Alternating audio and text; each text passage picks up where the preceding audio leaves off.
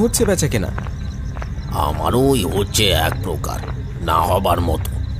একটা পুজো পার্বণ হোক, একটু রাত পর্যন্ত দোকানটা যে খুলে রাখবো তারও জো নেই। সন্ধে হওয়ার আগেই বাড়ি ঢুকতে হবে।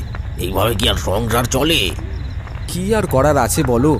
গ্রামে যাবার ওই একটাই মাত্র রাস্তা, তাও আবার নিমেষাতের পুকুরের পাশ দিয়ে।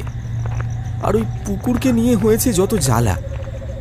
জ্বালা মানে বলে জ্বালা, জীবনটা জ্বলে পুড়ে শেষ হয়ে গেল।